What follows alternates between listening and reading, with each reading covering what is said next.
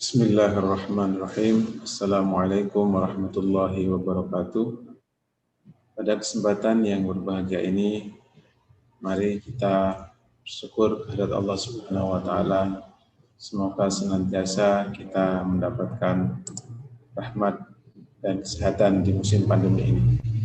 Kita akan mulai belajar sistem kendali cerdas yang pada kesempatan ini kita dari pendahuluan terkait dengan kecerdasan buatan. Bersama saya Khairul Anam dari Teknik Elektro Universitas Jember. Capaian pembelajaran mata kuliah yang kami harapkan dari sini adalah mahasiswa mampu menjelaskan sejarah sistem kendali cerdas dan juga gambaran umum dari sistem kendali cerdas. Jadi nanti mahasiswa dapat mengerti definisi kecerdasan buatan, dapat menceritakan sejarah kecerdasan buatan sampai sekarang, dan juga gambaran umum terkait dengan kecerdasan buatan. Definisi kecerdasan buatan dalam bukunya Russell, yaitu Artificial Intelligence Model Approach, mengatakan bahwa ada 4 kuadran definisi daripada kecerdasan buatan. Kuadran pertama adalah thinking humanly, yaitu terkait dengan the exciting new effort to make computers think. Jadi adanya upaya yang luar biasa, yang menarik, yang menggembirakan, yang berusaha untuk membuat komputer itu berpikir. Dalam artian bagaimana mesin itu memiliki otak, dia bisa berpikir sebagaimana manusia. Atau juga ada yang mendefinisikan activities that we associate with human thinking. Activities such as decision making, problem solving, and learning. Jadi bagaimana upaya kuadran pertama ini mendefinisikan kecerdasan buatan, berupaya menjadikan mesin itu sebagaimana manusia yang bisa berpikir, bisa memecahkan masalah, dan bisa belajar. Kemudian kuadran yang lain, yaitu thinking rationally. Dia menerjemahkan sebagai the study of mental faculties through the use of computational method, atau the study of computations that make it possible to perceive, reason, and act. Jadi di sini adalah berpikir secara rasional, artinya dia adalah suatu ilmu yang mempelajari suatu ilmu komputasi yang berusaha untuk membuat mesin itu bisa menerima, bisa membuat alasan, dan bisa beraksi. Jadi berpikir bagaimana mesin bisa berpikir secara rasional. Ya, kalau ini adalah kuadran yang kedua. Kemudian kuadran yang lain yaitu acting rationally. Kalau tadi thinking, yang sekarang itu acting, yaitu the study atau computational intelligence is the study of the design of intelligence agents. Jadi ini terkait dengan agents, atau agents di sini nanti adalah bisa berupa bot kalau dalam internet, atau nanti dalam bentuk robot agents. Entitas-entitas yang bisa bergerak secara rasional, beraksi secara rasional. Kemudian yang berikutnya adalah acting humanly. Ya, kalau ini rationally, ini acting humanly, the art of creating machines.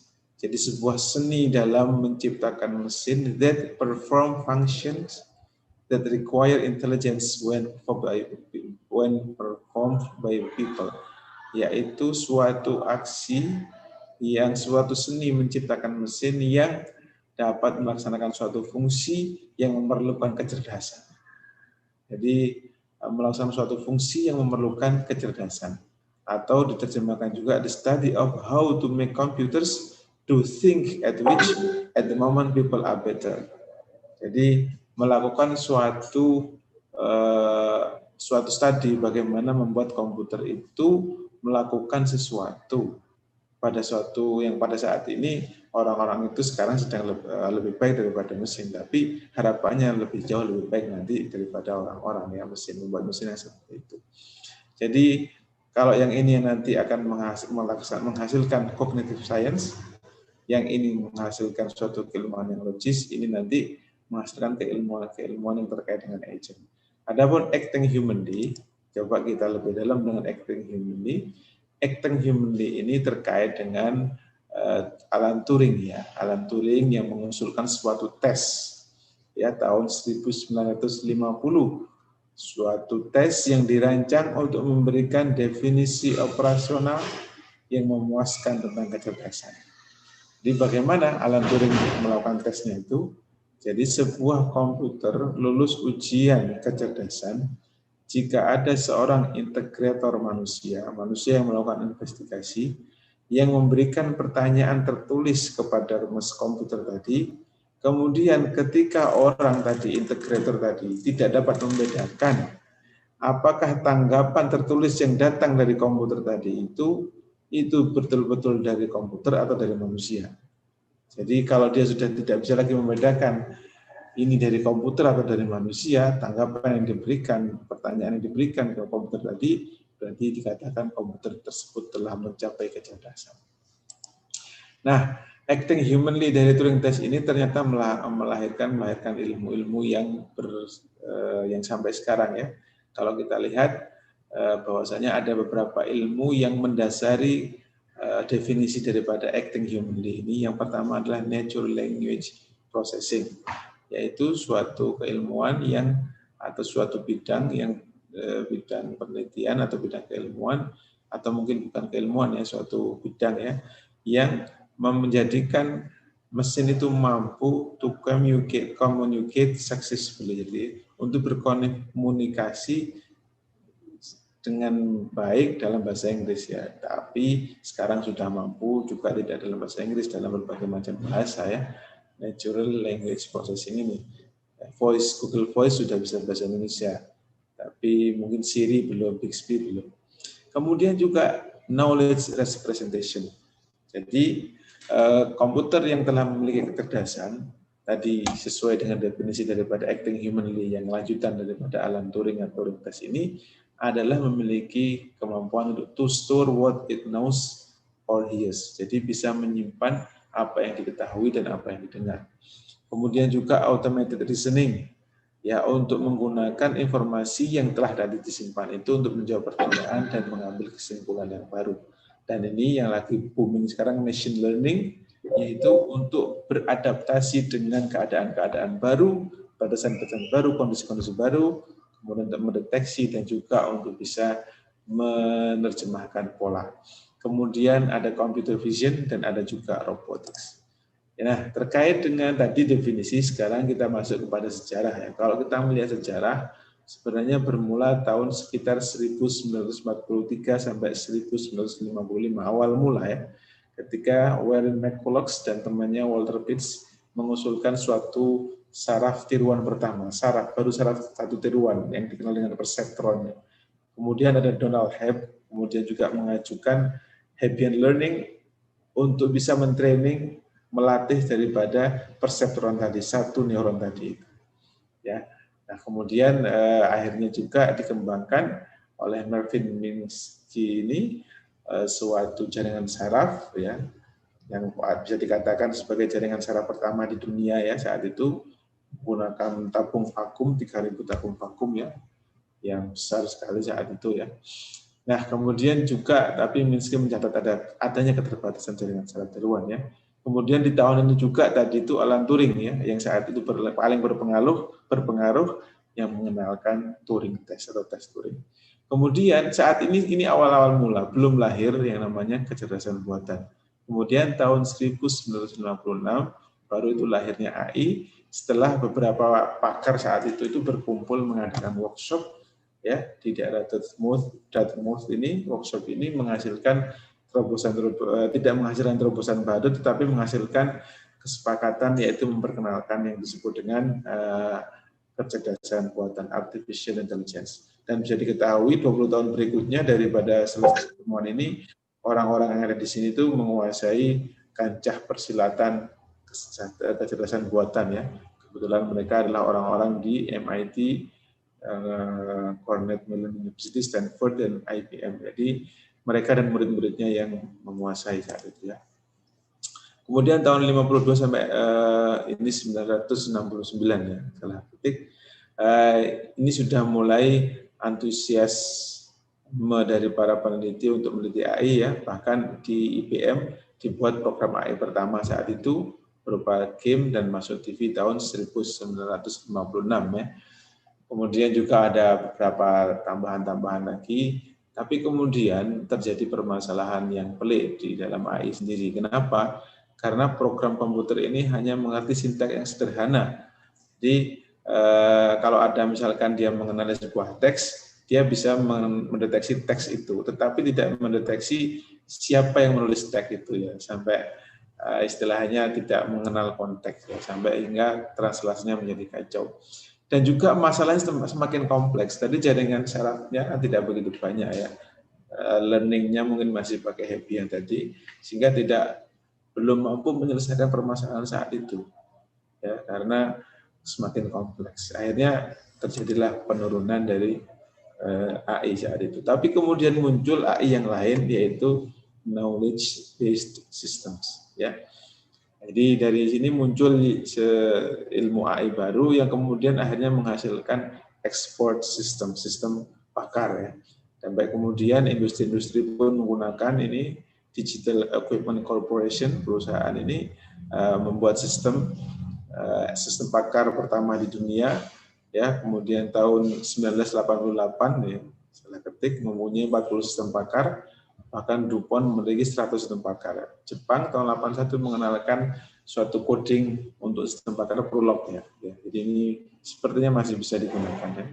Nah, kemudian setelah lama mati suri jaringan saraf tiruan, akhirnya lahir kembali setelah diusulkannya, beberapa peneliti mengusulkan metode learning yang baru, yaitu backpropagasi ya. Ini sampai sekarang akhirnya jaringan saraf tiruan pun kembali hadir ya.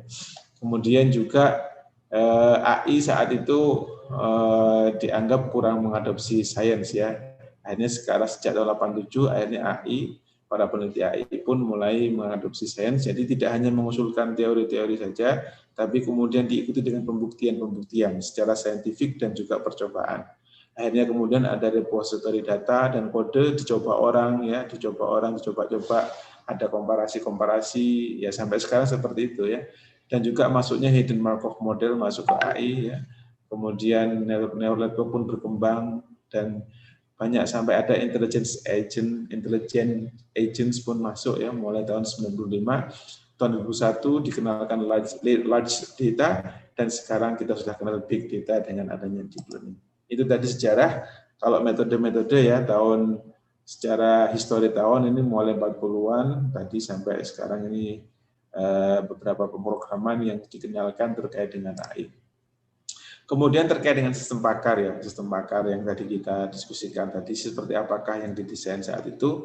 Jadi intinya ada user ya, kemudian dia memberikan suatu pertanyaan dan direspon oleh mesin. Nah, respon oleh mesin tadi ini dikelola dengan sistem AI ya. Ini dengan menggunakan sistem pakar yang di sini ada inference engines, ada kemudian explanation facility, dan di sini ada knowledge base data. Jadi ini ada knowledge base data, basis pengetahuan didapatkan dari mana? Dari knowledge engineer dan human expert. Dan ini nanti tinggal diambil, ini biasanya rule, ada rule 1, rule 2, ya, banyak rule yang diambil dari knowledge engineer dan human expert. Kemudian terkait dengan pertanyaan ini nanti expert engine akan menerjemahkannya berdasarkan rule ini, nanti kemudian diberikan penjelasan respon kepada user yang bertanya ya. Ini terhubung dengan global database yang besar. Ini expert system yang telah dikembangkan zaman dahulu, dan ini adalah sistem cerdasnya. Jadi kalau tadi sistem pakar, ini sistem cerdasnya, ada perception, sensor masuk, ada action, aksi yang diberikan karena adanya input yang masuk ya. Ini bisa sensing devices, vision, bisa juga dari sensor, bisa dari visi atau dari kamera ya, image, video, atau juga dari suara, natural language processor ya, atau mechanical device. Dan ini nanti masuk di sini task generator, knowledge handler, data handler, dan di sini nanti akan diberikan ke machine learning dan sebagainya ya. Ini sistem cerdas yang juga telah dikembangkan di tahun-tahun itu ya. Nah, sekarang kita masuk kepada sistem kendali cerdas sendiri atau intelligence control. intelligent control sendiri itu adalah suatu metode kontrol yang berusaha untuk atau suatu sistem, suatu metode yang dirancang untuk mencari metode kontrol yang memberikan tingkat kecerdasan dan otonomi. Bedakan dengan otomatis, ya ini otonomi, otonomos, mandiri. Kalau otomatis sistem kendali yang ada sudah sistem kendali otomatis, ya. Yang ini adalah otonomi. Dalam keputusan kontrol yang memungkinkan untuk meningkatkan kinerja sistem. Ya, jadi ini metode kontrol yang baru yang menginjeksikan kecerdasan dan kemandirian otonomi dalam keputusan kontrol, yaitu aksi kontrolnya yang memungkinkan untuk meningkatkan kinerja sistem. Sistemnya lebih baik lagi. Performansinya ya, itu bisa lebih baik lagi. Kemudian ini sistem kendali ini tumbuh cepat ya, dan juga telah dikembangkan di berbagai macam industri.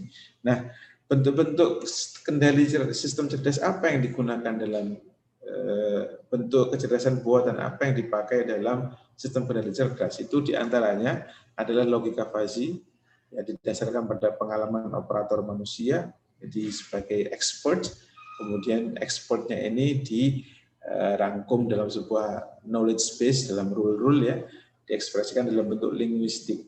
Jadi parameter-parameter yang numerik tadi nanti diubah dalam bentuk linguistik. Misalkan suhu 70 derajat nanti akan diubah menjadi suhu panas ya.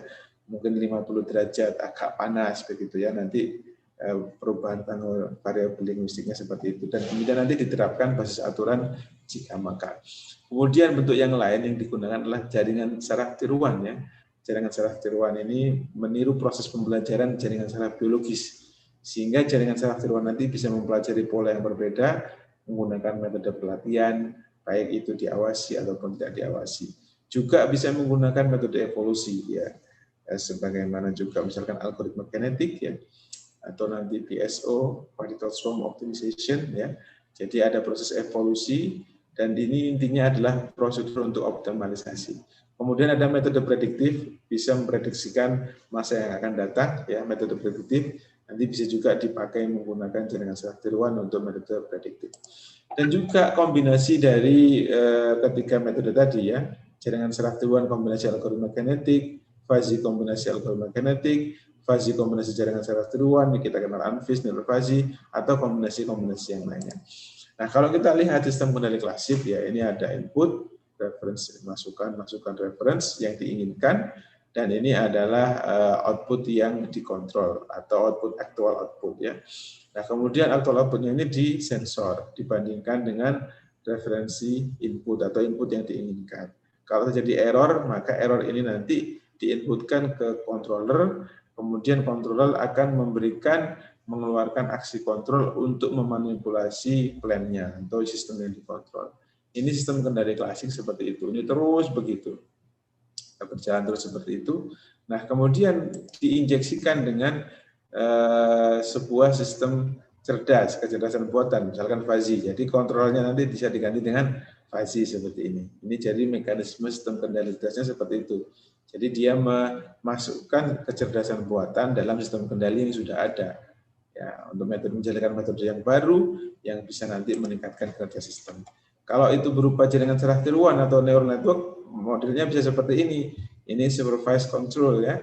Di sini ada jaringan saraf tiruan kontrolnya di sini, ini ada plan-nya, ini adalah referensinya.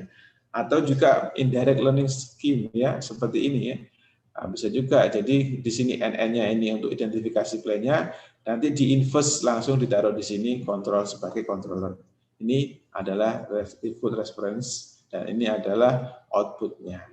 Atau juga menggunakan direct learning of inverse model, atau juga bisa menggunakan direct model reference neural adaptive control. Nah, ini beberapa tipe-tipe definisi daripada jaringan saraf tiruan yang diterapkan dalam sistem kendali. Ya, kemudian kita sudah sampai di sini, sampai kesimpulan. Jadi kesimpulannya, intinya sistem cerdas sebagai basis dari sistem kendali cerdas memiliki sejarah panjang sejak tahun 50-an sampai sekarang, yang awalnya berfokus pada jaringan saraf tiruan dan sistem pakar. Ya, sistem kendali cerdas atau intelligence control ini adalah metode sistem kendali. Ini poinnya. Dia adalah metode sistem kendali yang dapat memberikan tingkat kecerdasan dan otonomi. Jadi diinkludkan pada sebuah sistem kendali yang ada, dia nanti akan memberikan kecerdasan padanya dan otonomi atau kemandirian dalam menghasilkan aksi kontrol atau keputusan kontrol dengan tujuan apa? Untuk meningkatkan kinerja sistem. Nah, kecerdasan ini nanti dapat dibangun dengan melibatkan logika fuzzy, jaringan saraf tiruan, algoritma kinetik, dan bisa menggunakan kombinasinya. Ya, saya kira itu pertemuan kita pada siang hari ini. Terima kasih. Assalamualaikum, semoga bermanfaat. Assalamualaikum warahmatullahi wabarakatuh.